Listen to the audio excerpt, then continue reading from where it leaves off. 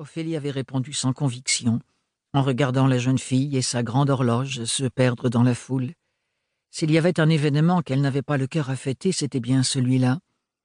Assignée au stand de gaufres au beau milieu du marché artisanal d'Anima, elle n'en finissait pas de voir défiler des pendules à coucou et des réveils matins.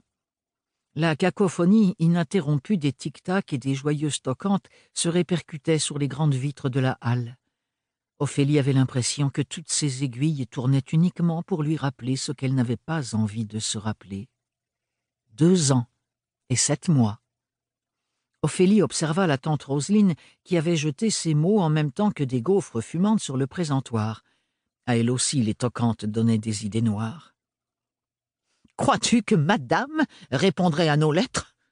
siffla la tante Roseline en agitant sa spatule. « Ah ça, je suppose que madame a mieux à faire de ses journées. »« Vous êtes injuste, » dit Ophélie.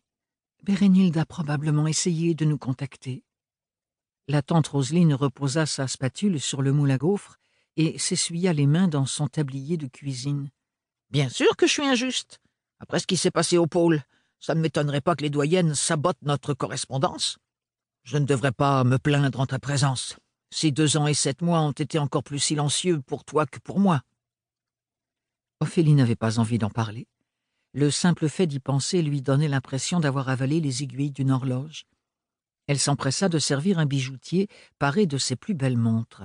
« Eh bien !» s'agaça-t-il lorsque ses montres se mirent toutes à claquer frénétiquement du couvercle. « Où sont passées vos bonnes manières, mesdemoiselles? Vous voulez donc que je vous ramène à la boutique ?»« Ne les grondez pas, » dit Ophélie. « C'est moi qui leur fais cet effet. »« Du sirop ?»« La gaufre suffira, joyeuse toquante. » Ophélie regarda le bijoutier s'éloigner et reposa sur la table la bouteille de sirop qu'elle avait failli renverser. « Les doyennes n'auraient pas dû me confier un stand de fête. Je ne sers qu'à distribuer des gaufres que je suis incapable de préparer moi-même, et encore, j'en ai fait tomber une demi-douzaine par terre. » La maladresse pathologique d'Ophélie était de notoriété familiale. Personne ne se serait risqué à lui demander du sirop d'érable avec toute cette horlogerie dans les parages. « Ça me fait mal de l'admettre, mais pour une fois, je ne donnerai pas tort aux doyennes. Tu fais peur à voir.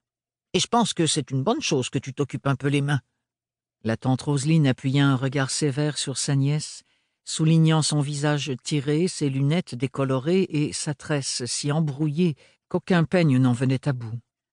« Je vais bien. »« Non, tu ne vas pas bien. Tu ne sors plus, tu manges n'importe quoi, tu dors n'importe quand. Tu n'es même pas retourné au musée. » ajouta gravement la tante Roseline, comme si ce détail-là était le plus préoccupant de tous. « En fait, j'y suis allée, » contredit Ophélie. Elle s'était précipitée là-bas, à son retour du pôle, sitôt descendue du dirigeable, avant même de déposer sa valise à la maison. Elle avait voulu voir de ses propres yeux les vitrines vidées de leur collection d'armes, la rotonde vidée de ses avions militaires, les murs vidés de leurs étendards impériaux et les alcôves vidées de leurs armures de parade. Elle en était ressortie déchirée et n'y était plus jamais retournée. « Ce n'est plus un musée, » murmura-t-elle entre ses dents. « Raconter le passé en refusant de raconter la guerre, c'est mentir. »« Tu es une liseuse, » la rabroa la tante Roseline. « Tu ne vas quand même pas rester les doigts croisés jusqu'à... Bref, tu dois aller de l'avant. » Ophélie s'abstint de rétorquer qu'elle ne se croisait pas les doigts et qu'aller de l'avant ne l'intéressait pas. Elle avait beaucoup enquêté ces derniers mois sans quitter son lit, le nez plongé dans des ouvrages de géographie.